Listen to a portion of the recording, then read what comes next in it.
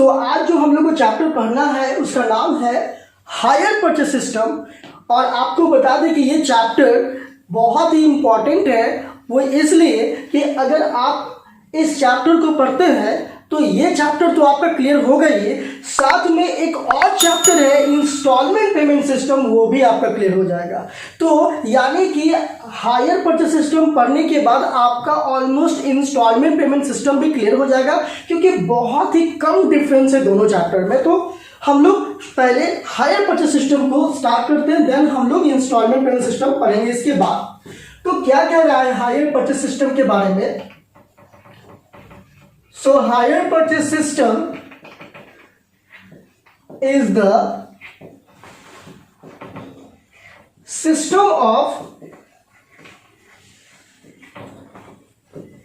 purchase and sale of goods or assets in which payments are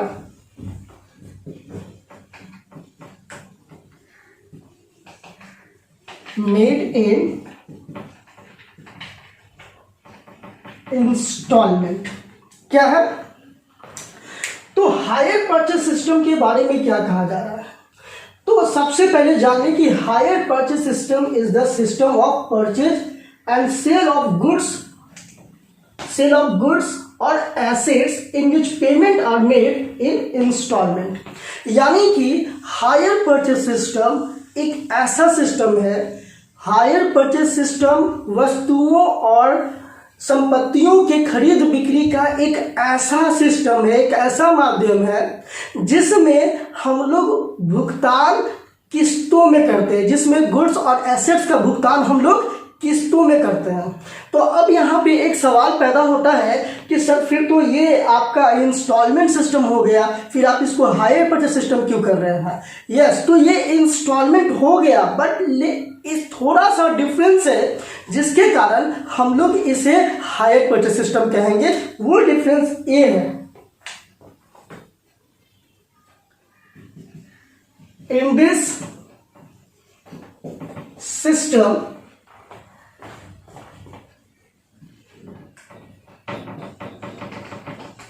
goods or assets are delivered immediately after the agreement, but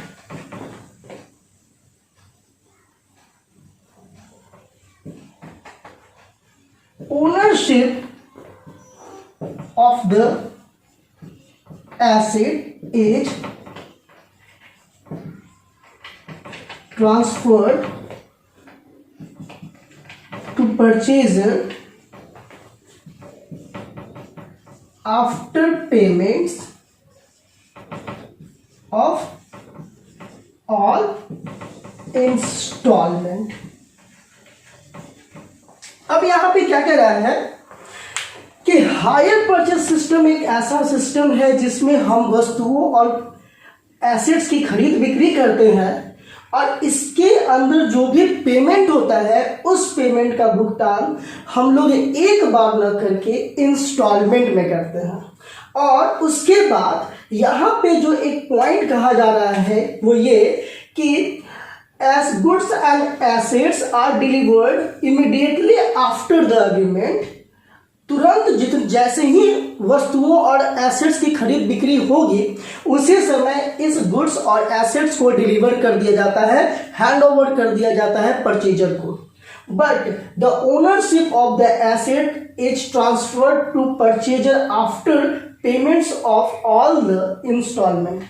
लेकिन जो अधिकार होता है, जो ownership होता है, वो एसेट्स का वो परचेजर को तुरंत नहीं मिलता, बल्कि वो सारे इंस्टॉलमेंट के पेमेंट करने के बाद। जैसे फॉर एग्जांपल, अगर मान लो कि आप अपने आपने क्या किया कि एक बाइक खरीद के लाया इंस्टॉलमेंट पे। अब बाइक खरीद के लाए, अब ये बाइक क्या हो गई, ये आपकी हो गई। अगर मान लो इसमें कुछ खराबी होती है, इसे आप ठीक कराओगे। अगर आपको मन है कि इस बाइक में मैं कुछ अपनी तरफ से एसेसरीज लगवाऊं तो वो आप लगा सकते हो। लेकिन तो इसका मतलब क्या हुआ कि ये इंस्टॉलमेंट पेमेंट सिस्टम, यानी कि जिस सिस्टम से आपने बाइक को खरीद के लाया, इंस्टॉलमेंट पेमेंट सिस्टम था जिसमें आपको ओनरशिप तुरंत मिल गया। जैसे ही आपने एग्रीमेंट किया, एग्रीमेंट अमाउंट पे किया, वो बाइक आपको हैंड ओवर किया गया और साथ ही ओनरशिप भी आपको हैंड ओवर उसी समय कर दिया गया। लेकिन हायर परचेस सिस्टम में ऐसा नहीं है। हायर परचेस सिस्टम में ऐसा नहीं है। हायर परचेस सिस्टम में एसेट तो आपको डिलीवर किया जाएगा, गुड्स तो आपको मिल जाएगा, बट ओनरशिप जो होगा वो हमेशा सेलर के पास ही रहेगा तब तक जब तक कि आप पूरे इंस्टॉलमेंट का पेमेंट ना कर दो। दूसरे शब्दों में हम कह सकते हैं कि ये एक तरह का ऐसा सिस्टम है जिसमें हम किसी संपत्ति के प्रयोग करने के बदले उसका किराया देते हैं। ऐसे समझा जा सकता है कि हम लोग किसी संपत्ति के प्रयोग करने के बदले किराया देते हैं, रेंट देते हैं, और जैसे ही वो किराया उसके प्राइस के बराबर हो जाए, उस एसेट्स के कीमत के बराबर हो जाए, वो एसेट्स आपका हो गया। ऐसा हम लोग समझ सकते हैं। जैसे मान लो सपोज दैट कि 50,000 का आपने एसेट लाया हायर परचेस सिस्टम पर, और आप 5,000 करके उसे हर 3 महीने पे पे करते हो। आपने 5,000 पे किया, 5,000 पे किया, 5,000 पे किया, और 5,000 करके जिस दिन आपने उसके हायर परचेज प्राइस, अब यहाँ पे हायर परचेज प्राइस क्या है उसके बारे में हम डिस्कस करेंगे, यानी कि हायर परचेज प्राइस के बराबर आपने अगर अमाउंट को पे कर दिया, उस दिन ये एसेट्स पे आपका अधिकार हो गया। इसे हम लोग कहते हैं हायर परचेस सिस्टम। बहुत थोड़ा सा डिफरेंस है। साथ ही और भी कुछ डिफरेंस है जिसके बारे में हम लोग डिस्कस करेंगे, क्योंकि ये एक इम्पॉर्टेंट क्वेश्चन है और हमेशा एग्जाम में पूछा जाता है, चाहे बीकॉम का एग्जाम हो या बीबीए का एग्जाम हो या फिर अदर एग्जाम हो, उसमें पूछा जाता है कि what is the difference between instalment payment system and hire purchase system. तो इस डिफरेंस को मैं आपको एक अलग से लेक्चर वीडियो के द्वारा समझाऊंगा कि दोनों के बीच में क्या डिफरेंस है। बहुत ही इंपॉर्टेंट क्वेश्चन है। तो फिलहाल आप लोग इन शॉर्टली फिर से समझ लो कि हायर परचेस सिस्टम एक ऐसा सिस्टम है जिसमें हम लोग वस्तुओं की खरीद बिक्री करते हैं, और वस्तुओं और सेवाओं की खरीद, सेवा नहीं कहेंगे, वस्तुओं और एसेट्स की खरीद बिक्री करते हैं, और जो भुगतान होता है उसे हम एक बार न करके किस्तों में करते हैं, और उसका अधिकार जो होता है तभी परचेजर के पास ट्रांसफर किया जाता है जब परचेजर ने इसका सारा भुगतान कर दिया हो। ठीक है, तो ये हो गया हमारा हायर परचेज सिस्टम। अब जो है हायर परचेज सिस्टम के अंदर में दो पार्टीज होते हैं। हायर परचेज सिस्टम के अंदर में दो पार्टीज होते हैं। वो कौन कौन से हैं भाई?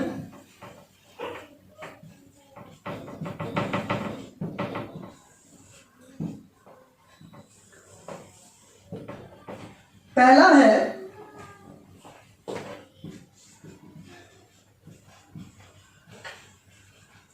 हायर परचेजर, और दूसरा जो पार्टीज होगा वो होगा हायर वेंडर्स। ये दो पार्टीज होते हैं हायर परचेज सिस्टम के अंदर में। तो यहां पे इन शॉर्टली हम लोग कह सकते हैं कि higher purchaser means those parties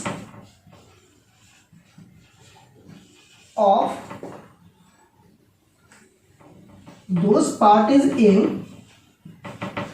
higher purchase system who receive the possession to use the assets from its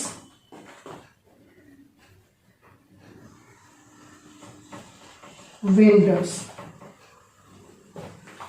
तो यहां पे क्या कह रहा है कि हायर परचेज सिस्टम को कैसे डिफाइन कर सकते हैं। So in shortly we can say that hire purchaser means those parties in hire purchase system, यानी कि हायर परचेज सिस्टम के अंदर में दो पार्टीज होते हैं, हायर परचेजर और हायर वेंडर्स। हायर परचेजर का कौन है, क्या है, तो hire purchaser hire purchase system के अंदर में वो पार्टीज है who receive the possession to use the assets from its vendor, यानी कि वो पार्टीज जिसे संपत्ति के प्रयोग करने का अधिकार प्राप्त होता है उसके वेंडर से। यानी कि यहाँ पर क्या हुआ कि दो पार्टीज हैं, हायर परचेजर और हायर वेंडर्स। हायर परचेजर का मतलब क्या हुआ, यानी कि जो हायर परचेज सिस्टम के अंदर में एसेट्स को खरीद रहा है, प्रयोग कर रहा है। तो यानी कि यहाँ पे तुरंत वो खरीद तो नहीं रहा है, मैंने क्या बोला कि अधिकार तब तक उसे नहीं मिल जाएगा जब तक कि वो पूरा उसे भुगतान न कर दे। तो यहाँ पे इसलिए मैंने लिखा है कि who receive the possession to use the assets, यानी कि जिसे उस संपत्ति के प्रयोग करने का अधिकार मिलता है उसके वेंडर से, उसे हम हायर परचेजर कहते हैं। और जैसे ही वो सारा इंस्टॉलमेंट पूरा कर देगा उस दिन इस पे संपत्ति का अधिकार जो होगा, इस संपत्ति का अधिकार पूरी तरह से हायर परचेजर को दिया जाएगा। तो हायर परचेजर का मतलब आप लोग समझ चुके होंगे, वो पार्टी है हायर परचेज सिस्टम के अंदर में जिसे वह संपत्ति के प्रयोग करने का अधिकार प्राप्त होता है उसके वेंडर से। अब बात आती है कि हायर वेंडर्स क्या था। So higher vendors means those parties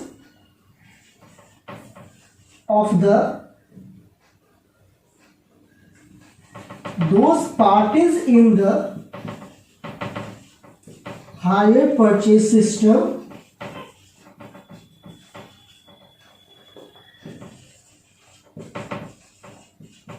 who provide the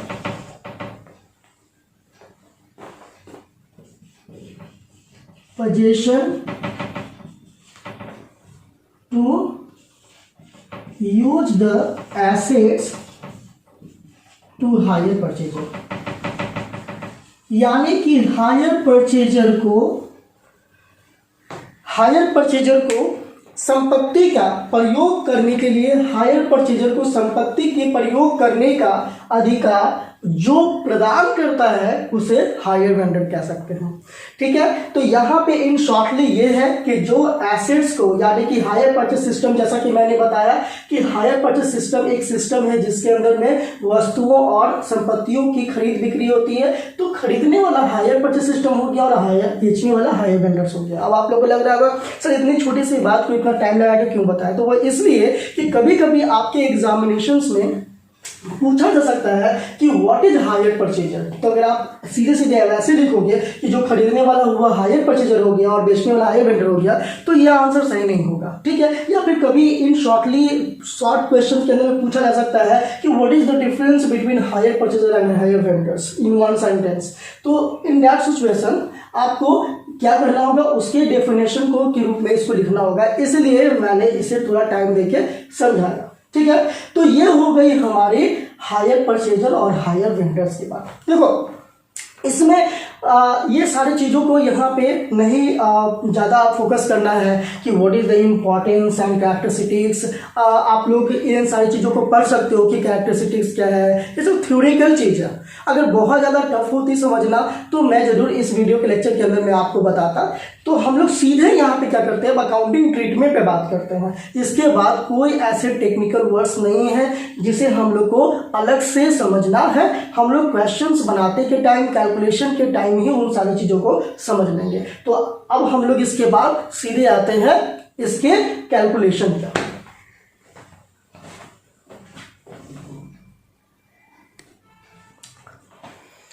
चलिए, तो अब हम लोग बात करते हैं इसके अकाउंटिंग ट्रीटमेंट के।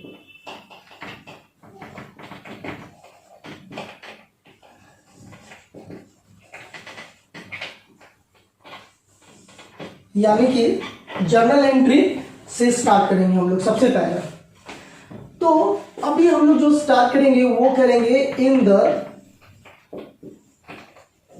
Books of hire purchase. अब देखो अकाउंट्स तो दोनों मेंटेन करेगा ना, अकाउंट्स तो दोनों मेंटेन करेगा।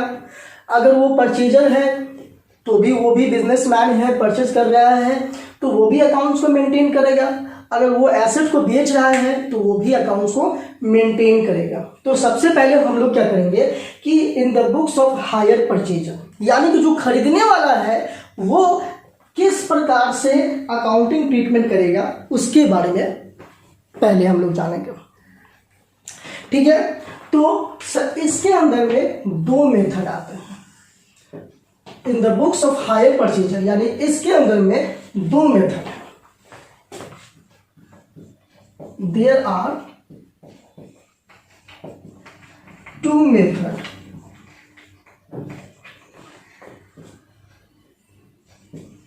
फॉर टू रिकॉर्ड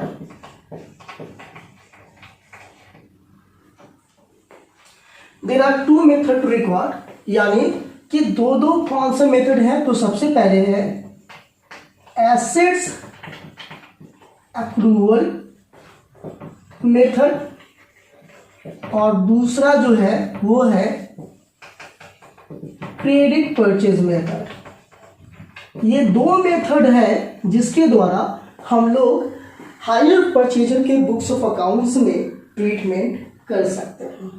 तो क्या है डिफरेंस इसके अंदर, इन दोनों के बीच में क्या डिफरेंस है उसको जानते हैं सबसे पहले। तो अगर हम लोग एसेट्स अप्रूवल मेथड के बारे में पहले जानेंगे तो इसके बारे में जान लें कि ये मेथड यूज क्यों किया जाता है।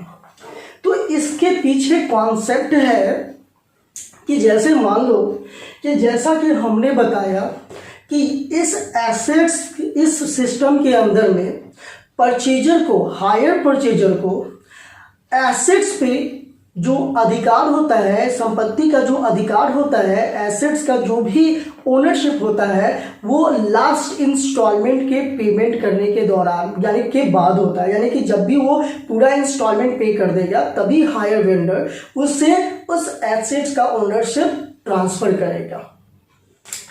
तो इसमें हायर परचेजर ये कॉन्सेप्ट लेके चलता है कि वो जितनी पेमेंट कर रहा है सिर्फ उतना ही संपत्तियों का अधिकार उसे मिल रहा है। मतलब ये हुआ कि जैसे जैसे वो, यानी कि अगर मान लो सपोज कि ये पेन है और ये 50,000 के पेन है, मैंने इसको थोड़ा थोड़ा पेमेंट करके इस पेन को खरीदा। मैंने पहले क्या किया, 10,000 रुपया पे किया इसके लिए।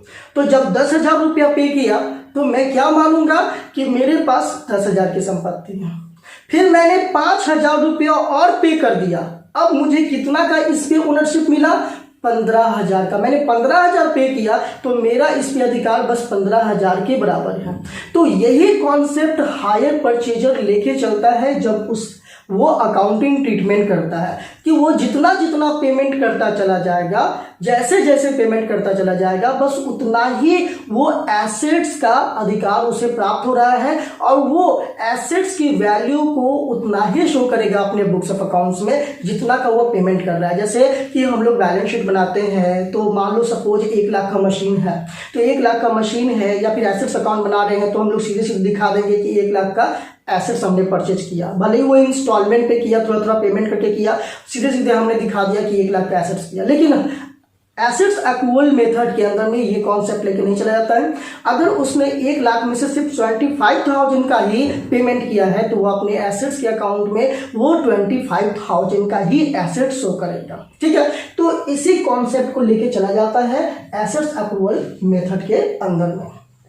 अब हम लोग जानेंगे कि किस प्रकार से हम लोग जर्नल एंट्री पास करेंगे। तो बहुत ही सिंपल है। देखो, सबसे पहले मैं ये बता दूं कि most important in this chapter to prepare to make journal entry, यानी कि जर्नल एंट्री जो है इस चैप्टर के अंदर में सबसे ज़्यादा इंपॉर्टेंट है इस चैप्टर को समझने के लिए।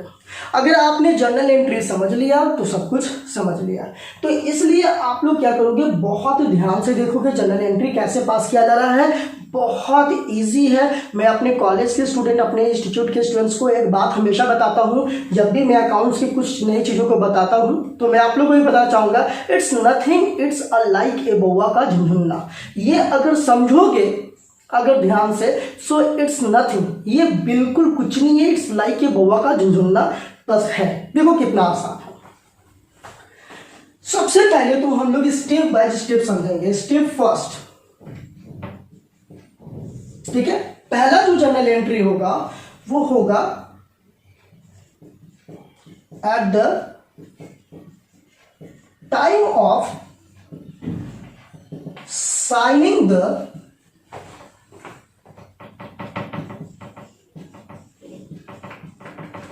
एग्रीमेंट। आप लोग इसको डाउन पेमेंट भी कह सकते हो, ठीक है, eight the time of signing the agreement, ठीक है, या फिर इसे कह सकते हो for payment, on payment eight the time of, इस तरह से भी लिखो ज्यादा बेटर होगा, for payment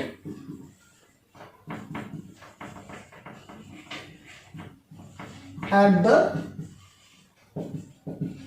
time of signing the agreement. यानी कि जब हम लोग एसेट्स परचेज करने जा रहे हैं तो एसेट्स परचेज करने के दौरान सबसे पहला, यानी कि हम लोग क्या करेंगे कि जब भी एसेट्स परचेज करने जा रहे हैं तो बहुत बार जैसे कि इंस्टॉलमेंट पेमेंट सिस्टम में भी आपने देखा होगा कि जब इंस्टॉलमेंट पेमेंट सिस्टम के अंदर में भी आप, या फिर इंस्टॉलमेंट पेमेंट सिस्टम तो सॉरी मैंने बताया नहीं है, जैसे आप लोग कभी इंस्टॉलमेंट पे कुछ सामान खरीदने गए होंगे तो आपने नोटिस किया होगा कि स्टार्टिंग में कुछ पेमेंट मांगा जाता है, जिसे डाउन पेमेंट भी आप लोग कहते हो, ठीक है, यानी स्टार्टिंग में कुछ पेमेंट करना पड़ता है जिसे आप लोग डाउन पेमेंट भी कहते हो। उसी तरीके से हायर परचेज सिस्टम के अंदर में जब एग्रीमेंट होता है, जब हम लोग उस एसेट को परचेज करने जा रहे हैं, अपने यूज के लिए उसके अधिकार को प्राप्त करने जा रहे हैं, तो eight the time of signing the agreement कुछ पेमेंट हमें को करना पड़ता है।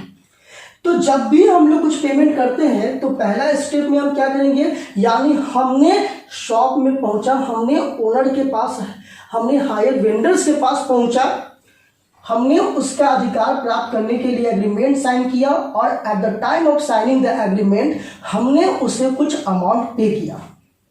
तो यहां पे सपोज कि मैंने 10,000 पे किया, सपोज दैट कि हमने कितना पे किया, 10,000। और अभी थोड़ी देर पहले हमने बताया कि एसेट्स अप्रूवल मेथड के अंदर में क्या कॉन्सेप्ट है कि जितना जितना पेमेंट वो करता चला जाएगा हायर परचेजर, वो ये मान के चलेगा कि उतनी संपत्ति हमारे बिजनेस में आ रही है, ठीक है। तो सपोज 10,000 रुपीज जो एग्रीमेंट साइन करने के दौरान उसने पे किया, तो उस समय जब 10,000 पे किया तो क्या मान के चलेगा कि उसके बिजनेस में एसेट्स बढ़ रही है, इंक्रीज हो रही है, कितने की, 10,000 की। तो जनरल एंट्री क्या होगा, assets account debit to cash या बैंक अकाउंट। यानी क्या हुआ, अगर 10,000 पे कर रहा है तो 10,000 रुपया क्या हो रहा है, उसके बिजनेस में इंक्रीज हो रहा है, एसेट्स बढ़ रहा है, इसलिए एसेट्स अकाउंट डेबिट। एसेट जो है मानी कि रुपया नहीं बढ़ रहा है, सॉरी, उसके बिजनेस में 10,000 का एसेट्स इंक्रीज हो रहा है, इसलिए एसेट्स अकाउंट डेबिट।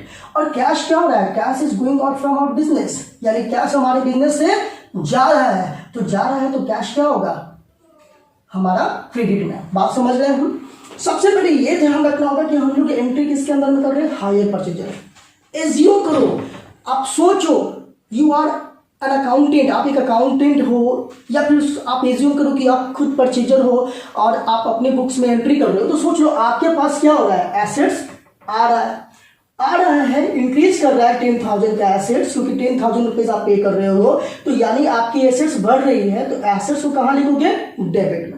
और कैश आपके पास क्या हो रहा है, जा रहा है, तो cash is going out from our business, so आप कहाँ लिखोगे, क्रेडिट साइड में। तो पहला स्टेप क्या होगा, assets account debit to cash account. किस समय, जब आप साइन करने जाओगे, यानी आप लोग इन शॉर्टली कह सकते हो जब आप डाउन पेमेंट करोगे तो, ठीक है।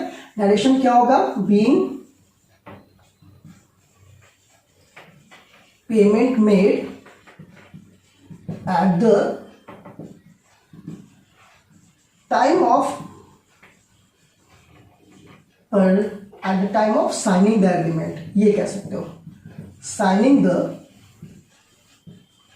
एग्रीमेंट। ओके, ये होगा स्टेप फर्स्ट। दूसरा स्टेप 2 सेकेंड, अब चूंकि आप क्या किए हो, आपने एसेट्स परचेज किया है। कैसे परचेज किया है? हायर परचेज सिस्टम पे। और हायर परचेज सिस्टम में मैंने क्या बताया कि हायर परचेज सिस्टम एक ऐसा सिस्टम होता है जिसमें आप एसेट्स को परचेज करते हो, लेकिन इसका पेमेंट कैसे करते हो? इंस्टॉलमेंट में, थोड़ा थोड़ा करके फ्यूचर में इंस्टॉलमेंट वाइज आप पे करते हो, किस्तों में करते हो।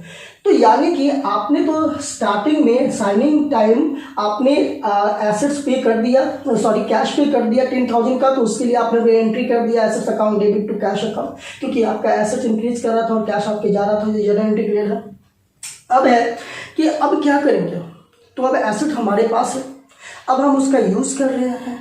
फिर से अब क्या हुआ कि अब वो समय आया जब हमें क्या करना होगा, जब हमें अब किस्त भरना होगा, इंस्टॉलमेंट पे करना होगा। ये एंट्री हम लोग को थोड़ा ध्यान से समझना होगा। अब हम लोग क्या करने जा रहे हैं, अब वो एंट्री करने जा रहे हैं जब हमें इंस्टॉलमेंट पे करना है। तो एक चीज का ध्यान रखना होगा कि कभी भी हम लोग इंस्टॉलमेंट पे करेंगे तो उसके पहले हम लोग एक ड्यू दिखाएंगे, कि हमें दिखाना पड़ेगा कि हमें ड्यू है, हमें इंस्टॉलमेंट पे करना है। फॉर ड्यू ऑफ इंस्टॉलमेंट, ये एंट्री हम लोग क्यों करने जा रहे हैं? ड्यू दिखाने के लिए, इंस्टॉलमेंट के ड्यू दिखाने। अब हम लोग फॉर ड्यू ऑफ इंस्टॉलमेंट, यानी कि अभी तो डाउन पेमेंट हम लोगों ने कर दिया, अब हम लोग क्या करेंगे कि अब इंस्टॉलमेंट पे करने की बारी है। तो अभी थोड़ी देर पहले हमने जो बताया कि इस मेथड के अंदर में क्या होता है कि जैसे जैसे एसेट्स की इंस्टॉलमेंट पे की जाती है वैसे वैसे ये मान के चला जाता है कि हमारे बिजनेस में एसेट्स इंक्रीज हो रही है। So the value of assets is going to increase. तो यहां पे क्या होगा कि एसेट्स अकाउंट डेबिट, यानी कि assets, the value of assets is going to be increase, that's why assets account will be debited, यानी एसेट्स अकाउंट यहां पे क्या हो जाएगा? डेबिट। क्यों? क्योंकि यहां पे अब क्या हो रहा है कि जब हम लोग सपोज 5,000 और इंस्टॉलमेंट पे करने जा रहे हैं, इट मीन्स कि हमारे बिजनेस के अंदर में क्या होगी? एसेट्स बढ़ेंगे। ठीक है, हमारे बिजनेस के अंदर में क्या होगा कि एसेट्स की वैल्यू बढ़ेगी, हमारा खर्च भी एक तरह से बढ़ रहा है, तो यहां पे assets account debit. Then interest account debit to hire vendors. अब यहां पे क्या हुआ कि हमें इंस्टॉलमेंट पे करना है, तो यानी कि यहां पे हमने एसेट्स अकाउंट डेबिट और इंटरेस्ट अकाउंट डेबिट और टू हायर वेंडर्स अकाउंट लिखा। इसे कैसे समझना है, कैसे याद रखेंगे? तो यहां पे जब भी हम लोग इंस्टॉलमेंट की वैल्यू को पे करेंगे, जब भी इंस्टॉलमेंट के अमाउंट को हम लोग पे करेंगे, तो इंस्टॉलमेंट के अमाउंट को जब पे करेंगे तो उसमें क्या होगा कि अलग अलग होगा, यानी कि इंस्टॉलमेंट के अमाउंट में उसका प्राइस भी होगा और उसका इंटरेस्ट भी जुड़ा हुआ होगा। जैसे मान लो कि आप लोग कभी भी कोई भी एसेट्स, कोई भी सामान अगर आप इंस्टॉलमेंट पे पे करते हो तो जाहिर सी बात है उस पर इंटरेस्ट भी लगता है। तो जो आप ईएमआई पे करते हो, जो भी इंस्टॉलमेंट पे करते हो, उसमें इंटरेस्ट भी इंक्लूडेड होता है। तो यहाँ पे क्या है कि जब हम लोग अपने बुक्स ऑफ अकाउंट्स में, यानी हायर परचेजर अपने बुक में एसेट्स की वैल्यू को दिखाएगा, तो वो इंटरेस्ट की वैल्यू को तो नहीं दिखाएगा, वो क्या करेगा? एसेट्स की कितनी वैल्यू है उस अमाउंट को दिखाएगा, क्योंकि यहाँ इंटरेस्ट को अलग तरह से एक खर्च के रूप में दिखाया जाएगा। ठीक है, तो यानी कि वो एसेट्स में मान लो 5,000 रुपया पे कर रहा है, तो 5,000 में से सपोज दैट 1,000 इंटरेस्ट है, तो हम क्या मान के चलेंगे कि हमारी एसेट्स 5,000 और नहीं बढ़ रही है बल्कि 4,000 बढ़ रही है, और इस 1,000 को हम लोग अलग इंटरेस्ट अकाउंट में दिखाएंगे। तो इसीलिए यहाँ पे अलग अलग एंट्री किया जाता है। जो भी हम लोग इंस्टॉलमेंट अब पे करेंगे उसमें एक्चुअल एसेट्स के लिए हम लोग कितना पे कर रहे हैं और उसमें इंटरेस्ट कितना है, उसके लिए यहाँ पे हम लोग इंटरेस्ट अकाउंट डेबिट। और यहाँ पे हायर वेंडर्स हमारे सामने लायबिलिटी के रूप में है, तो यहाँ पे हायर वेंडर्स को क्रेडिट करके दिखाया जाएगा। इसके लिए एंट्री लिखेंगे हम लोग, नरेशन लिख सकते हैं, बीइंग इंस्टॉलमेंट ड्यू शॉर्ट में लिख सकते हैं, जितना शॉर्ट में लिखिए आप लोग नरेशन को बेटर है, ठीक है। तो ये हो गया हमारा दूसरा इंस्टॉलमेंट। यहाँ पे डाउन पेमेंट के लिए, एग्रीमेंट के टाइम में जो पेमेंट किया उसके लिए, यहाँ पे इंटरेस्ट हम लोग जाएंगे पे करना है, ड्यू है उसके लिए। अब जो है थर्ड हम लोग लिखेंगे स्टेप 3। हाँ, तो स्टेप 3 में क्या होगा, किसके लिए, फॉर पेमेंट ऑफ इंस्टॉलमेंट, यानी कि अब क्या करना है, इंस्टॉलमेंट के अमाउंट को पे करने वाले हैं हम लोग। तो पे करेंगे तो अब सीधे सीधे क्या होगा कि हम जब कैश पे करेंगे तो क्या होगा, कैश हमारे पास से जाएगा, किसके पास जाएगा, तो जिससे खरीद रहे हैं वेंडर्स उसके पास जाएगा। तो यहां पे क्या हो गया, हायर वेंडर्स रिसीवर हो गया। तो hire vendors account debit to, और cash is going out from our business, so cash account credit, ठीक है। Hire vendors account debit to cash account. Narration लिखेंगे, बीइंग द इंस्टॉलमेंट पेड। ये हो गया स्टेप 3 हम लोग को। अब क्या है कि हम लोग आते हैं अब इंस्टॉलमेंट स्टेप 4 पे। स्टेप 4 पे क्या कह रहा है कि हमने क्या किया, एग्रीमेंट के टाइम में एसेट्स क्या जो डाउन पेमेंट था वो कर दिया, हमने इंस्टॉलमेंट के लिए जितना हमारा ड्यू था उसके लिए हमने एंट्री दिखाया, अब हमने ड्यू दिखा दिया, फिर उसके बाद पे कर दिया। ये हो गया हमारा यहाँ तक। अब हम लोग क्या करेंगे भाई, तो अब हमारा एट द अकाउंटिंग ईयर, अब साल के अंत में जब हमारा अकाउंट्स, हमारा जो साल का अंत आ गया, यानी जिस समय हम लोग का अकाउंटिंग ईयर हमारा क्लोज होता है उस समय हम लोग क्या करेंगे, तो अब एसेट्स का यूज कर रहे हैं। अब यहाँ पे एसेट्स का यूज कर रहे हैं, तो एसेट्स का यूज करने पे एसेट्स की वैल्यू में कमी भी आएगी। क्यों आएगी कमी, डिप्रिसिएशन के लिए। तो अब हम लोग क्या करना होगा, डिप्रिसिएशन के लिए भी एंट्री करना होगा। तो अगला जो होगा वो फॉर चार्जिंग डिप्रिसिएशन, इसके लिए तो एंट्री आप लोगों को पता होगा। डिप्रिसिएशन बिजनेस के लिए खर्च है, तो डिप्रिसिएशन अकाउंट डेबिट, और डिप्रिसिएशन होने के से हमारी एसेट्स की वैल्यू में कमी आती है। इट मींस कि एसेट्स हमारा डिक्रीज हो रहा है, वैल्यू जब डिक्रीज हो रही है तो एसेट्स को हम लोग कहाँ लिखेंगे, एसेट्स को हम लोग क्रेडिट साइड में लिख लेंगे। और नरेशन होगा, बीइंग द डिप्रिसिएशन चार्ज। ये एंट्री हमारा हो गया स्टेप 4। अब क्या होगा, स्टेप 5। अब स्टेप 5 में क्या करेंगे, अब हम लोग अपने बुक्स ऑफ अकाउंट्स को क्लोज करेंगे। बुक्स ऑफ अकाउंट्स को क्लोज कैसे करते हैं, तो जैसे कि हम लोग को पता है कि हम लोग every year, at the end of every year हमें प्रॉफिट एंड लॉस अकाउंट और बैलेंस शीट बनाना होता है, यानी फाइनल अकाउंट प्रिपेयर करना होता है।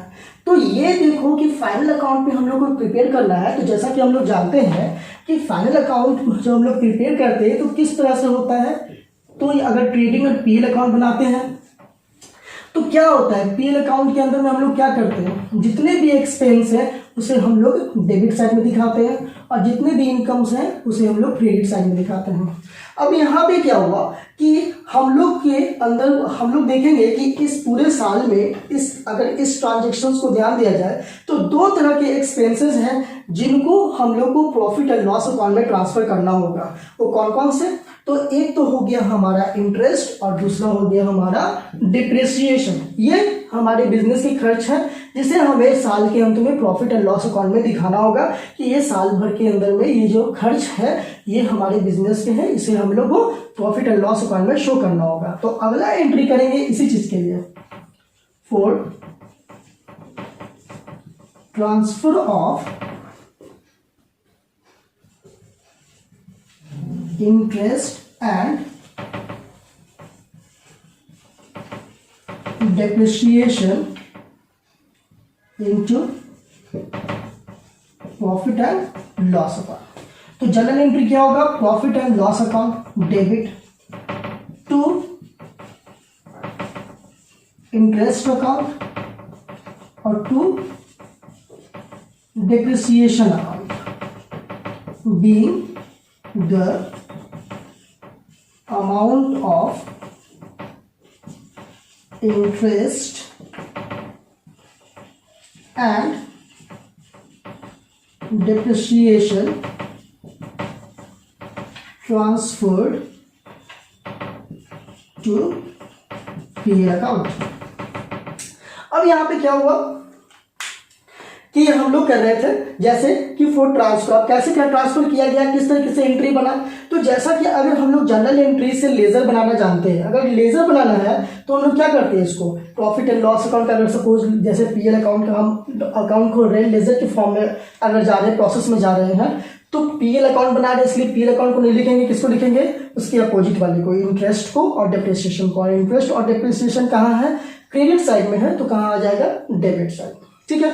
उसी तरीके से अगर ये डेबिट का यानी कि लेजर फॉर्म से जब जनरल फॉर्म में लाना होता है तो जो डेबिट वाला होता है वो क्रेडिट में आ जाता है और क्रेडिट वाला डेबिट में, तो यहाँ जो क्रेडिट में है वो कहाँ चला जाएगा, डेबिट में चला जाता है। तो इसलिए हम लोग क्या करेंगे कि ये डेबिट साइड में शो करते हैं, इसीलिए प्रॉफिट एंड लॉस अकाउंट के इसके क्रेडिट साइड में, यानी profit and loss account debit to interest account to depreciation account, ये एंट्री करेंगे। क्योंकि जब हम पीएल अकाउंट बनाए तो ये क्या हो जाए, ये क्रेडिट से डेबिट साइड में आ जाए।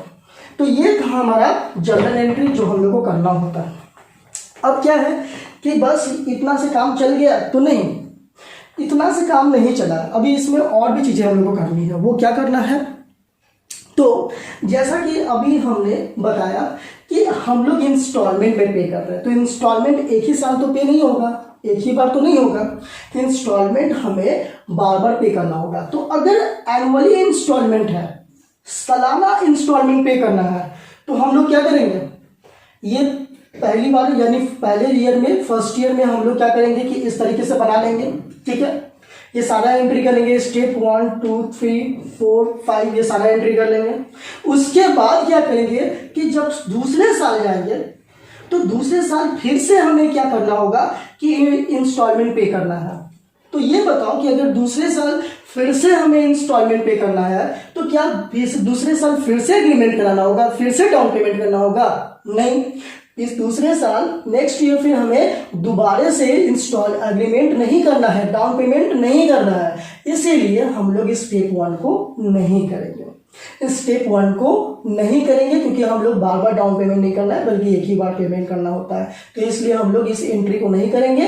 फिर दूसरे जो नेक्स्ट ईयर होगा उस ईयर में हमारा स्टेप 1 ये हो जाएगा, यानी पहले हम ड्यू दिखाएंगे, फिर इंटरेस्ट को पेमेंट करेंगे, इंस्टॉलमेंट को पे करेंगे, फिर डेप्रिसिएशन को दिखाएंगे, फिर पीएल अकाउंट में ट्रांसफर करेंगे। अगर फिर 3 सालों में होगा तो फिर से नेक्स्ट ईयर क्या करेंगे, हम लोग स्टेप 2 स्टेप 1 बन जाएगा, यानी कि हम लोग ड्यू दिखाएंगे, पेमेंट करेंगे, डेप्रिसिएशन शो करेंगे, उसके बाद पीएल में ट्रांसफर करेंगे। अगर 4 साल में हुआ तो फिर से हम लोग क्या करेंगे, ड्यू दिखाएंगे, इंस्टॉलमेंट पे करेंगे, डेप्रिसिएशन दिखाएंगे और पीएल में ट्रांसफर करेंगे। यही चीज जितने सालों में करना होता है, अगर 5 साल में तो 5 बार, 6 बार में, इसे हम करते जाएंगे। और कभी कभी क्या होगा कि क्वेश्चन ऐसा होगा कि हर 6-6 महीने पे होगा, तो 6-6 महीने पे होगा तो उस समय क्या करेंगे, 6-6 महीने पे है तो 6-6 महीने पे है तो हम लोग क्या करेंगे, हर 6 मंथ पे कर रहा है, हाफ ईयरली है तो उस समय हम लोग एक बार दिखाएंगे सिर्फ एग्रीमेंट के लिए, डाउन पेमेंट के लिए, दूसरे में इंस्टॉलमेंट पे करेंगे, ड्यू दिखाएंगे, पे करेंगे। ठीक है, और फिर उसके बाद ये दोनों एंट्री नहीं करेंगे क्योंकि ये दोनों एंट्री क्या होगा, at the end of accounting year he show किया जाता है। देखो यहाँ पे 2 चीजें हैं, एक है कि हर 6 महीने पे बुक्स ऑफ अकाउंट्स को क्लोज करना, और एक है कि बुक्स ऑफ अकाउंट्स को क्लोज एक ही बार करना, लेकिन इंस्टॉलमेंट को हम लोग 6-6 महीने पे कर रहे हैं। तो इंस्टॉलमेंट जब 6-6 महीने पे कर रहे हैं तो डिप्रिसिएशन ऐसा थोड़ी है कि हम 6-6 महीने पे निकालेंगे, हम लोग प्रॉफिट एंड लॉस अकाउंट ऐसा थोड़ी है कि 6-6 महीने पे बनाएंगे, नहीं ना। तो इसीलिए हम लोग क्या करेंगे कि पहले 6 मंथ में इंस्टॉलमेंट ड्यू दिखाएंगे, पे करेंगे, फिर उसके बाद क्या करेंगे, दूसरा फिर आ जाएगा 6 महीने के बाद, फिर से उसे हम ड्यू दिखाएंगे, पे करेंगे। ठीक है, अब फिर उसके बाद जब दूसरा हो जाएगा 6 मंथ का, यानी कि 6 मंथ का हाफ ईयरली का जब दूसरा पेमेंट हो जाएगा, तब हम इसे 31 मार्च को हम लोग इसे डेप्रिसिएशन को चार्ज करेंगे एंड देन पीएल में ट्रांसफर कराएंगे। अब ये मान लो सपोज है कि कुछ थोड़ा सा ये हाफ ईयरली वाला जो मैं बता रहा हूँ वो क्लियर नहीं हो पाया है, तो टेंशन लेने की बात नहीं है, क्योंकि हाफ ईयरली वाला ही क्वेश्चन मैं आप लोग को डील करके बता दूंगा कि किस तरीके से और मैं क्या बोलना चाह रहा हूँ। ठीक है, तो ये हमारा जनरल एंट्री हो गया। अब है कि अब क्या करना है, तो बस इस जनरल एंट्री का यूज करके देखना है कि कैसे हम लोग करेंगे। ये तो हम लोग समझ गए, अब इसे बनाएंगे कैसे, तो हम लोग लेते हैं एक एग्जांपल। ठीक है,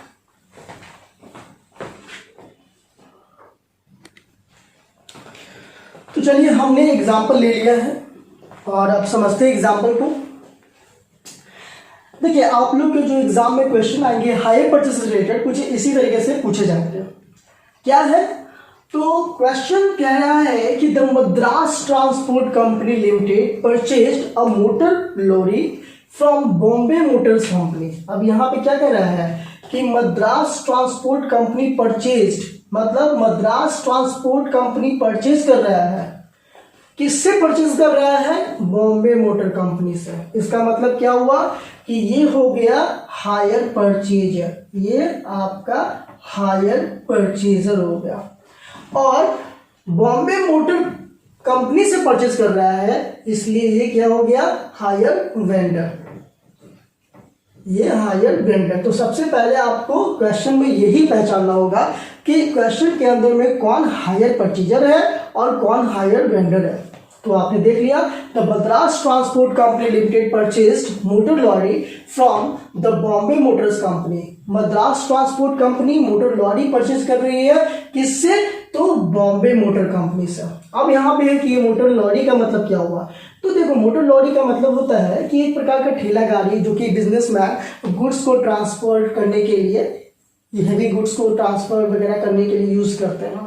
तो ये बिजनेस का एसेट से हुआ, वो परचेज किया जा रहा है। अब यहाँ पर ध्यान देना कि ये जो परचेज किया जा रहा है, कैसे परचेज किया जा रहा है, कैश में कि क्रेडिट में, कैसे, तो ये परचेज किया जा रहा है ऑन हायर परचेज सिस्टम, यानी कि हायर परचेज सिस्टम के अंदर परचेज किया जा रहा है मेथड से। और उसके बाद कह रहा है कि कब, तो ऑन 1 अप्रैल 2013, 1 अप्रैल 2013 को हायर परचेज के सिस्टम के अंतर्गत मद्रास ट्रांसपोर्ट कंपनी ने बॉम्बे मोटर कंपनी से मोटर लॉरी खरीदा।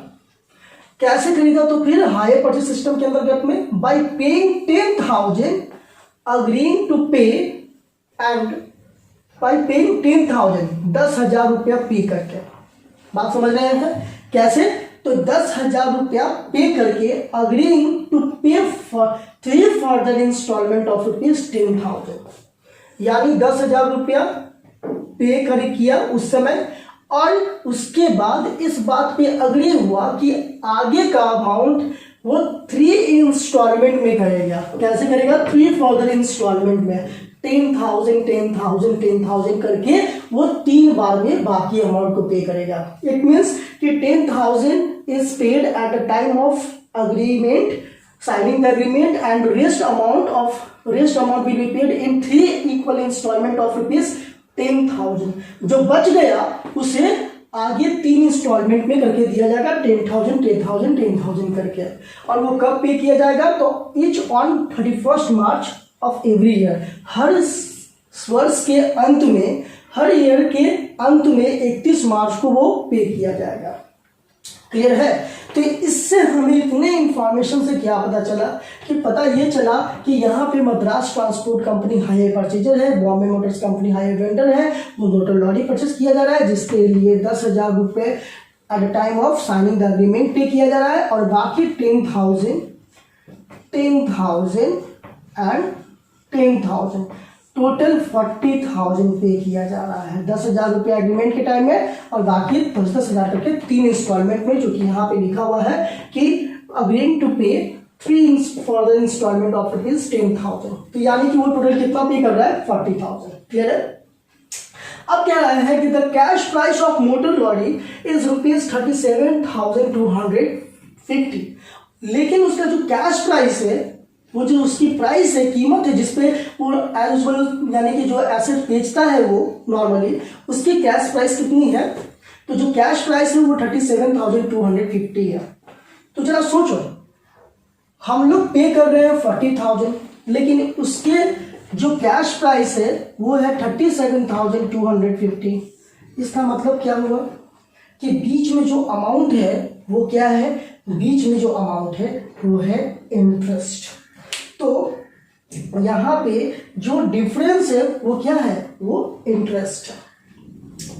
अब ये तो क्लियर हो गया कि बीच में यानी कि 40,000 हमने पे कर रहे हैं, लेकिन उसका प्राइस है 37,250। तो बीच का जो डिफरेंस हो गया वो हो गया हमारा इंटरेस्ट। अब बात करते हैं आगे क्वेश्चन की। And the motor company limited charge interest at the rate of 5% per annum. Motor company जो है वो क्या कर रहा है कि इंटरेस्ट चार्ज कर रहा है, कैसे, 5%। यानी कि जो अमाउंट है वो क्या होगा, जो भी डिफरेंस है, जो भी कैश का, जो भी हम लोग एसेट परचेज कर रहे हैं वो इंस्टॉलमेंट पे, तो उसके पर जो इंटरेस्ट चार्ज किया जाएगा वो 5% से किया जाएगा। And the transport company right of depreciation every year, right of depreciation तो यहाँ पे 10% मान लेते हैं कि 10% at the rate of 10% every year on cash value. और जो होगा यानी कि एवरी ईयर जो है वो हायर परचेजर डिप्रिसिएशन चार्ज करेगा 10% के अकॉर्डिंग ऑन कैश वैल्यू। यानी कि दो तरह की वैल्यू यहाँ पे दिखाई जा रही है, एक 40,000 जो हम लोग पे कर रहे हैं और दूसरा कैश प्राइस है। इसे हायर परचेज प्राइस कहेंगे, इसे कैश प्राइस कहेंगे। यानी कैश प्राइस पे डिप्रिसिएशन चार्ज किया जाएगा। ऑन रिड्यूसिंग वैल्यू मेथड, तो रिड्यूसिंग वैल्यू मेथड का मतलब आप लोग को पता ही होगा, अगर नहीं पता है तो अभी मैं थोड़ी देर बाद अभी सॉल्व करूंगा इसे, तो आप लोग को पता चल जाएगा। Make necessary journal entry and ledger accounts both the parties, ठीक है, दोनों अकाउंट के, दोनों पार्टीज के बुक्स ऑफ अकाउंट्स में एंट्री करना है, ठीक है। फिलहाल हम लोग सिर्फ एक पार्टी की करेंगे, हायर परचेजर, क्योंकि अभी तक हम लोगों ने सिर्फ हायर परचेजर को ही देखा है। तो चलिए अब हम लोग क्वेश्चंस बनाना शुरू करते हैं। देखिए अब जो है यहाँ पे हम लोग कैलकुलेशन के लिए थोड़ी देर के लिए मैं कैलकुलेटर यूज करूंगा ताकि आप लोग का टाइम वेस्ट ना हो, ठीक है। इसीलिए आप लोग को थोड़ा सा आप लोग का डेटा खर्च ना हो, ज़्यादा टाइम ना हो वेस्ट, इसके लिए मैं थोड़ा कैलकुलेटर यूज करूंगा, ठीक है।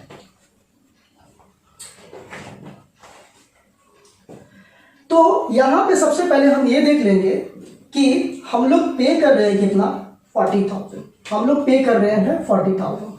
10,000 रुपया हमने पे किया eight the time of signing the agreement, और हम लोग 10,000 करके 3 बार में पेमेंट किया इंस्टॉलमेंट में। इट मीन्स कि हम लोग वेंडर्स को पे कर रहे हैं 40,000। अगर हम लोग हायर परचेजर के बुक्स ऑफ अकाउंट्स में एंट्री कर रहे हैं तो हम लोग ये सोचेंगे कि हम लोग हायर परचेजर है या फिर हायर परचेजर के अकाउंटेंट है और हम लोग हायर वेंडर्स को पे कर रहे हैं 40,000, ठीक है। अब लेकिन प्राइस कितनी है, 37,250, यानी कि बीच में 2,750 जो है वो क्या हो गया, वो बीच में आ रहा है इंटरेस्ट। यानी कि जो एक्स्ट्रा हम लोग 2,750 पे कर रहे हैं वो क्या है, इंटरेस्ट है। तो अब हम लोग सॉल्व करते हैं इस क्वेश्चन को। तो सबसे जो पहला काम हम लोग को करना होगा, यानी कि जब भी हम लोग क्वेश्चन बनाएंगे तो सबसे पहले हमें सारा इंटरेस्ट और प्रिंसिपल के अमाउंट को कैलकुलेट करना होगा, ठीक है। तो हम लोग करते हैं, ये है हमारा कैलकुलेशन बॉक्स। देखो इस चैप्टर के अंदर में ये इंटरेस्ट का कैलकुलेशन आप लोग बहुत बार रफ में करके और उसके बाद सीधे अमाउंट पुट कर देते हो, ऐसा नहीं करना। आप पूरी अच्छे तरीके से इसको दिखाना। इसमें हम लोग लिख देते हैं कैश प्राइस, और इजी वे में इससे पता चल जाएगा। इसमें हम लोग कैलकुलेट करेंगे इंटरेस्ट, और इसमें जो है हम लोग कैलकुलेट करेंगे इंस्टॉलमेंट्स, ठीक है। ये बहुत ध्यान से देखने की चीज है, बहुत ध्यान से कैलकुलेशन समझने की चीज है। सबसे पहले आपको करना ये है कि कैश प्राइस हमारा कितना था, यानी दो प्राइस है, एक हायर परचेज प्राइस है और दूसरा कैश प्राइस है। हायर परचेज प्राइस का मतलब कि जिसे हम पे कर रहे हैं इंक्लूडिंग इंटरेस्ट, जैसे कि 10,000 at the time of agreement and 10,000 in 3 installments, तो टोटल हम 40,000 पे कर रहे हैं। इट मीन्स कि ये क्या हुआ, हायर परचेज प्राइस, ठीक है। और कैश प्राइस का मतलब हुआ कि जो उसकी प्राइस है, ठीक है, जो 37,250 है। तो यहाँ पे सबसे पहले हम क्या करेंगे कि यहाँ लिखेंगे 37,250, ओके। और यहाँ पे हम लोग क्या करेंगे, इंस्टॉलमेंट। तो इंस्टॉलमेंट हमें कितना पे करना है, 4 या 3? 4 नहीं बल्कि 3, क्योंकि 4 में से एक, 4 बार हम लोग 10,800 करके पे कर रहे हैं। 4 में से एक 10,000 डाउन पेमेंट है, जो कि eight the time of signing the agreement पे किया गया है। तो वो हमारा इंस्टॉलमेंट नहीं है, इंस्टॉलमेंट हमारा 3 ही है, 3 फॉर द इंस्टॉलमेंट, जहाँ की जो कि क्वेश्चन में लिखा हुआ है। तो हम लोग क्या करेंगे, यहाँ पे लिखेंगे 10,000 पहला इंस्टॉलमेंट, 10,000 दूसरा इंस्टॉलमेंट,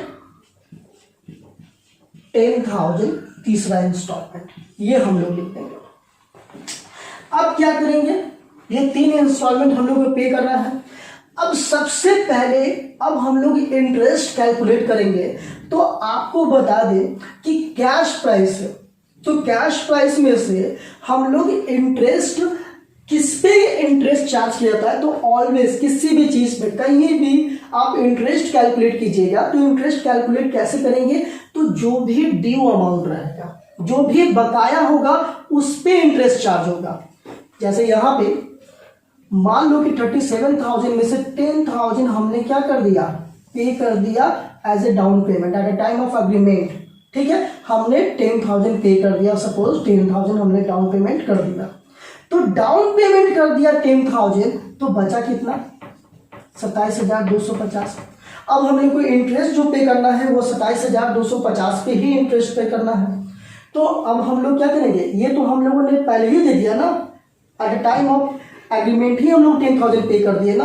तो 37,250 के लिए हम लोग इंटरेस्ट क्यों दें, हम लोग तो बाकी जिसके लिए इंटरेस्ट पे कर रहे हैं उस पे देंगे, यानी कि 27,250 के लिए हम लोग इंटरेस्ट देंगे। तो 27,250 का कितना परसेंट, 5% निकालेंगे। जैसा कि हम लोग को टाइम थोड़ा बचाना है, इसलिए हम लोग यहाँ पे कैलकुलेटर का यूज कर ले रहा हूँ आप लोग के लिए। तो आ जा रहा है 13,62 रुपया 50 पैसा, ये आ जा रहा है आपका इंटरेस्ट। 27,000 का 5%, 13,1362.50, ये आपका इंटरेस्ट आ गया, ठीक है। दोबारा से चेक कर सकते हैं हम लोग, 27,250 इंटू 5, ठीक है।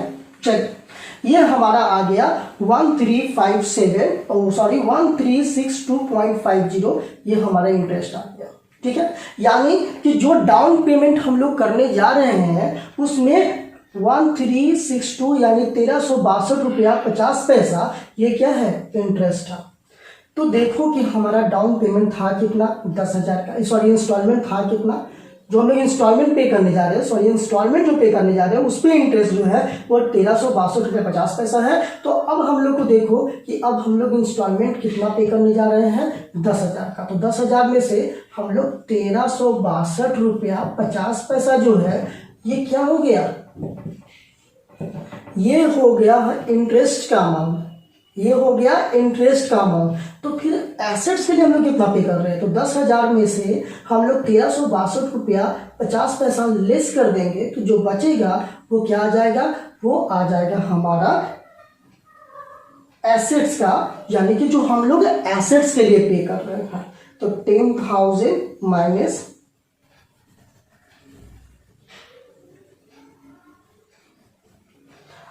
8,637.5, यानी 8,637.50, ये जो आ गया, ये क्या हुआ, ये हुआ आपका एसेट्स के लिए इंस्टॉलमेंट, ठीक है। यानी कि जो हम लोग 10,000 पे कर रहे थे, तो उस 10,000 को हम लोग पे कर रहे थे वो इंटरेस्ट और जो एसेट्स की वैल्यू थी उसके साथ मिला के।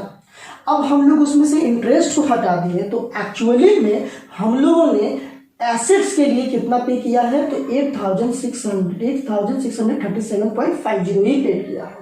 इसका मतलब क्या हुआ कि अब 27,250 रुपया में से, ठीक है, क्योंकि यहाँ पर देखो ये हम लोग क्या कर रहे हैं, ये हम लोग वो अमाउंट को लिए हैं जिसमें इंटरेस्ट इंक्लूड नहीं है, तो हम लोग यहाँ से उस अमाउंट को लेस करेंगे जिसमें इंटरेस्ट इंक्लूड नहीं है। जैसे 10,000 इंस्टॉलमेंट है तो 10,000 में इंटरेस्ट का अमाउंट इंक्लूड है, लेकिन 8,637.50 में जो हम लोग को ले रहे हैं उसमें इंटरेस्ट का अमाउंट इंक्लूड नहीं है, और इस 10,000 में इंटरेस्ट का अमाउंट इंक्लूड है, तो हम लोग बिना इंक्लूड वाले को लेस करेंगे, क्योंकि यहाँ पे बिना इंटरेस्ट इंक्लूड किया अमाउंट लिखा हुआ है 8,637.50, ठीक है।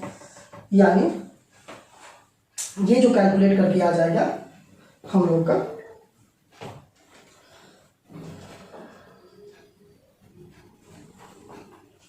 18,61250, 18,612 रुपया 50 पैसा, ये हम लोग का आ गया। अब हम लोग क्या करेंगे, फिर से ये एक बार तो हो गया, एक इंस्टॉलमेंट हम लोग पे कर दिए, तो अब हमारे यहाँ जो है क्या हो गया, दूसरा इंस्टॉलमेंट पे करेंगे। तो अब दूसरा इंस्टॉलमेंट पे करेंगे तो फिर से इंटरेस्ट निकालेंगे, तो इंटरेस्ट किस अमाउंट पे निकालेंगे, तो फिर से जितना अमाउंट ड्यू है उसी पे निकालेंगे। तो कितना ड्यू है, तो 18,612 रुपया 50 पैसा इंटू 5/100। अब इस पे क्या होगा इंटरेस्ट, तो इंटरेस्ट इस पे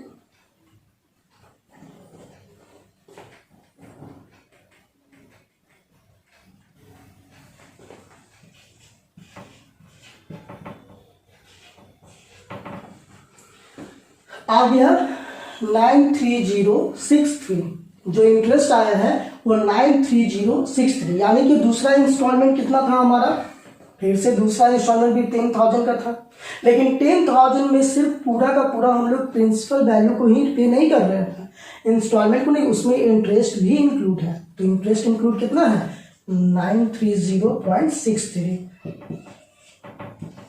ये हमारा इंटरेस्ट हुआ। तो इंस्टॉलमेंट यानी एसेट्स के लिए कितना पे कर रहे हैं, तो फिर से हम लोग इसका निकाल देते हैं।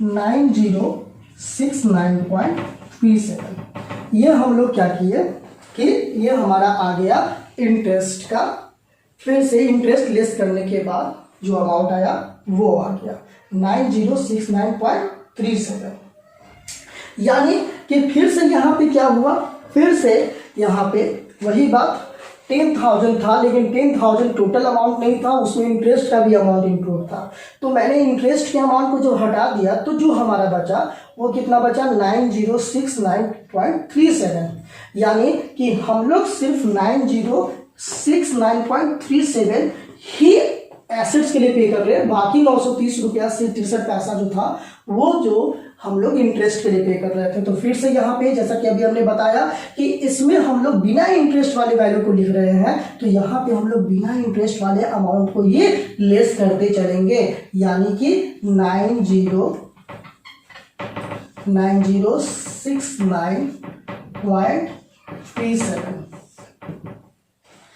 चलो, तो अब जो लेस करके आ जाएगा हम लोग का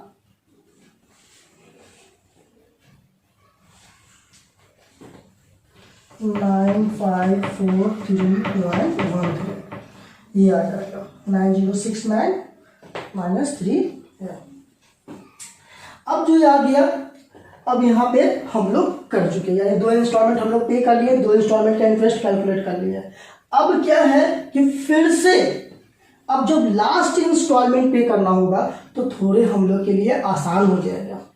थोड़ा आसान कैसे हो जाएगा, तो लास्ट इंस्टॉलमेंट में कैलकुलेशन वो इसलिए कि अब हमारे पास बचा कितना, तो बचा सिर्फ 9543.3, इतना ही हमारा बचा, और हम यहाँ पर पे कितना कर रहे हैं 10,000, यानी इंस्टॉलमेंट इतना ही पे, इतना 10,000 पे कर रहे हैं। और टोटल एसेट्स की जो वैल्यू है वो बची हुई है जो हमें पे करना है वो 9543.13 है। तो सीधे सीधे हम लोग सिंपली यहाँ पे क्या करेंगे 10,000 में से जो 9543.13 बचा हुआ है उसको हम लोग लेस कर देंगे, यानी तो जो बचेगा वो हमारा क्या हो जाएगा इंटरेस्ट हो जाएगा। 10,000 माइनस 9543.13 यानी कि 456.87 ये हमारा हो गया इंटरेस्ट। यानी कि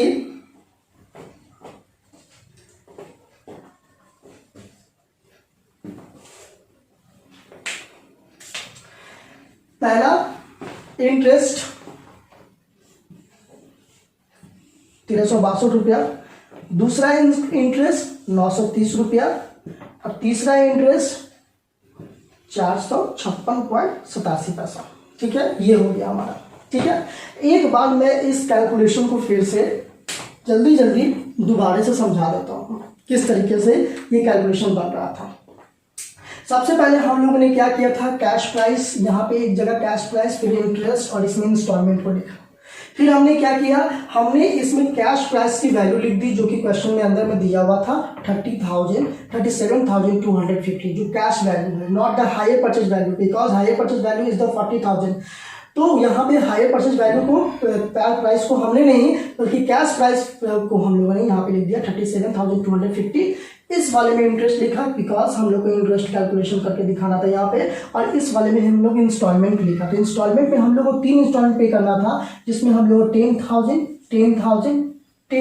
3 बार हम लोगों ने लिख दिया। 10,000 करके 3 बार हम लोग यहाँ पर लिख दिया। तो यहाँ पे क्या हुआ कि अब हम लोग इंटरेस्ट निकालेंगे। तो कैसे निकाले थे इंटरेस्ट, तो सबसे पहले हम लोगों ने जो डाउन पेमेंट किया था eight the time of signing the agreement, जो हम लोगों ने हायर परचेजर ने जो पे किया था उसको हमने लेस कर दिया, क्योंकि वो अमाउंट हम लोग पहले ही दे चुके हैं, वो बकाया ही नहीं है तो उस पर इंटरेस्ट नहीं देना है, इसलिए उसे हम लोगों ने माइनस कर दिया। तो जो बचा वो था 27,250।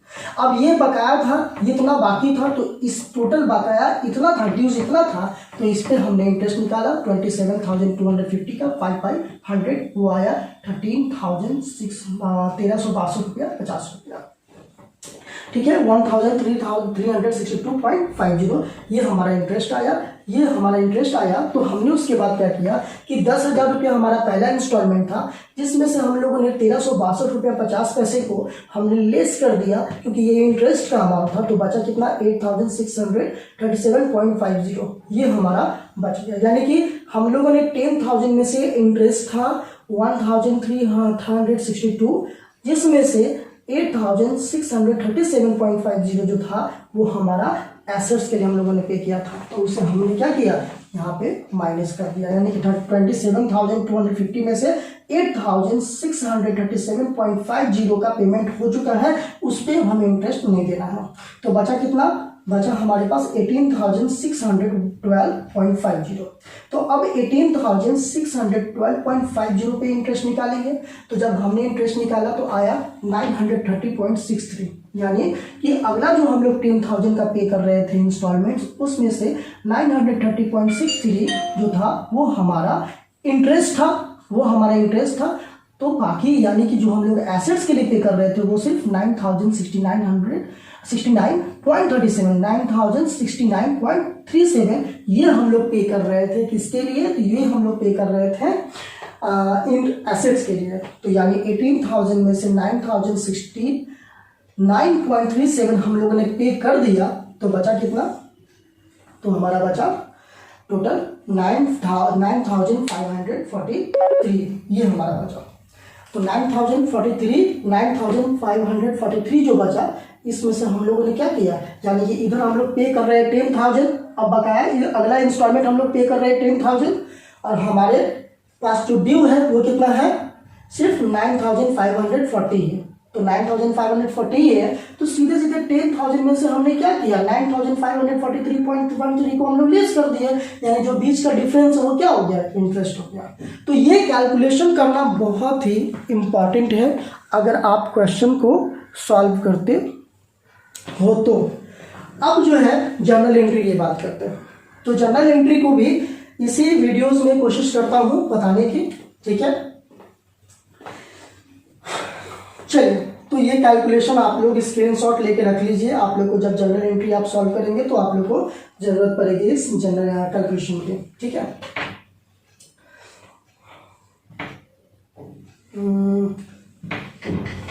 चलो,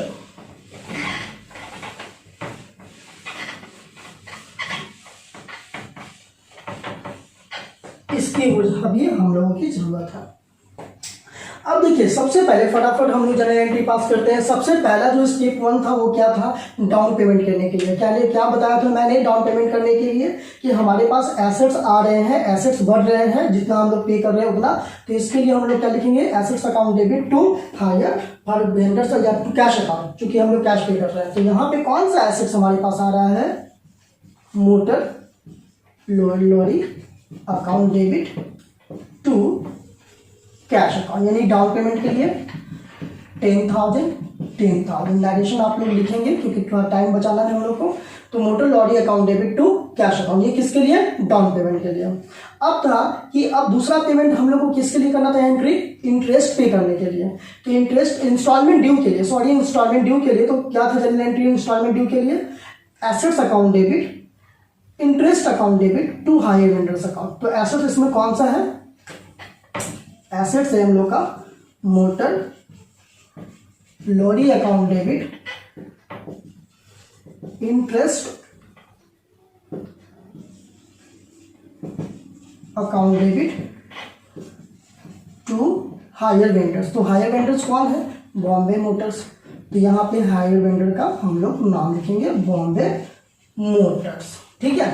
अब देखेंगे यहाँ पे कितना था इंस्टॉलमेंट, तो 10,000 में से यहाँ पे क्या लिखा, हमने क्या बताया था कि मोटर लॉरी के सामने वो लिखेंगे जो हम लोग एसेट्स के लिए पे कर रहे हैं, जितना का हमारा एसेट्स वो इंक्रीज होने वाला है, यानी कि 8,000। देखिए यहाँ पे 10,000 पे कर रहे थे, बॉम्बे मोटर्स को 10,000 मिलेगा, इसके सामने हम लोग 10,000 दिखा देंगे। लेकिन इसमें से जो है एसेट्स के लिए कितना पे हो रहा है, तो एसेट्स के लिए पे हो रहा है 8,637.50 और इंटरेस्ट के लिए कितना पे हो रहा है, तो 1,362.50, ठीक है। यानी कि यहाँ पे हम लोगों ने क्या किया, यहाँ पे हम लोगों ने दिखा दिया एसेट्स के सामने ये वैल्यू जो हम लोग एसेट्स के पे कर रहे हैं, इंटरेस्ट के सामने जो इंटरेस्ट निकाला था वो हम लोग कर देंगे, और यहाँ पर 10,000 हम जो हायर वेंडर्स को पे करेंगे उसके लिए दिखा देंगे।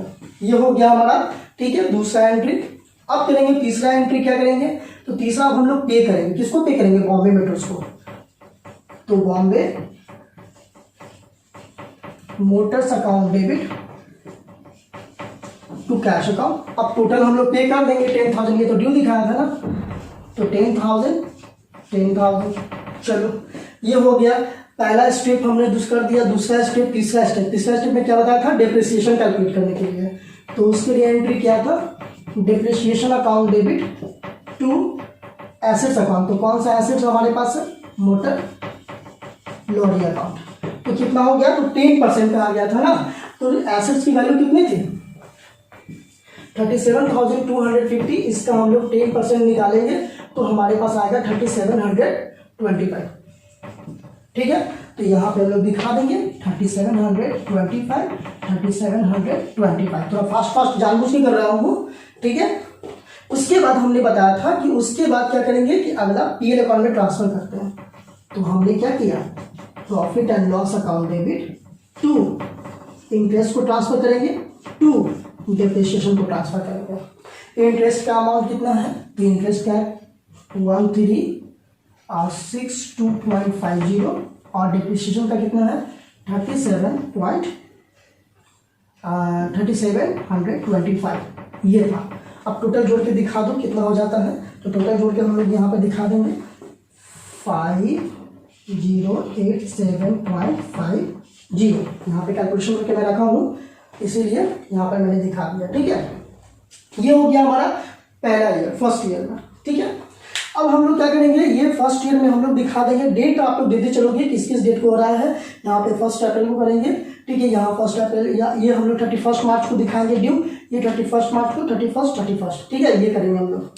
ये हमारा हो गया 1 साल का पहला इंस्टॉलमेंट। दूसरा इंस्टॉलमेंट पे करेंगे कैसे, तो दूसरा जब इंस्टॉलमेंट पे करेंगे तो ये एंट्री हम लोग का नहीं होगा, ये एंट्री होगा, ये एंट्री होगा, ये एंट्री होगा, बाकी सारा एंट्री होगा। तो जब बाकी सारा एंट्री होगा तो फिर से क्या करेंगे, दूसरा इंस्टॉलमेंट क्या करेंगे कि कितना हम लोग पे कर रहे थे एसेट्स के लिए, तो 9069.37 और इंटरेस्ट कितना था 930.63, ये हम लोग दिखा देंगे, टोटल दिखा देंगे 10,000, ये हम लोग ड्यू कर दिखा देंगे। अब हम लोग पे करेंगे तो कितना पे कर रहे हैं इंस्टॉलमेंट 10,000 और फिर उसके बाद डिप्रिसिएशन निकाल देंगे। अभी रिड्यूसिंग बैलेंस मेथड बताया गया था, तो रिड्यूसिंग बैलेंस मेथड कैसे निकालते हैं आप लोग को पता है, लेकिन फिर भी बता देता हूँ, आप लोग 11 पढ़ चुका होगा।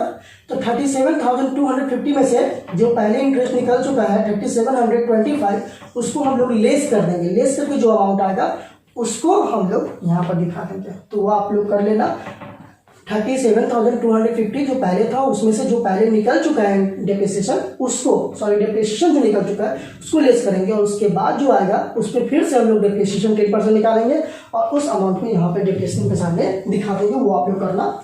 और फिर उसके बाद PL account debit to interest on depreciation account, यानी इंटरेस्ट हमारा इस साल का हुआ 930, तो 930 लिखेंगे, डिप्रिसिएशन जो भी आएगा उसको लिखेंगे। फिर अगले साल हम लोग क्या करेंगे, फिर से सेम चीज, जो जितना हम लोग 10,000 में से 457 आई थिंक कुछ आया था, 56 आया था, वो हम लोग इंटरेस्ट के सामने दिखा देंगे। लेस करने के बाद जो आएगा अमाउंट वो हम लोग यहाँ दिखा देंगे, 10,000 पे कर देंगे, अगेन डिप्रिसिएशन चार्ज करेंगे एंड अगेन फिर पीएल अकाउंट में ट्रांसफर कर देंगे। ये मैंने इन शॉर्टली जनरल एंट्री भी आपको इस वीडियो में अंदर में समझा दिया। ठीक है, अब क्या करना है कि फिर से हम अगली क्लास में फिर से एक जनरल एंट्री का फिर से दोबारा एक क्वेश्चन लूंगा, जिसमें जनरल एंट्री फिर से और एक टेबल फिर से बताऊंगा, ताकि आप लोग को और ज़्यादा क्लियर हो जाए। फिलहाल के लिए इतना काफ़ी है।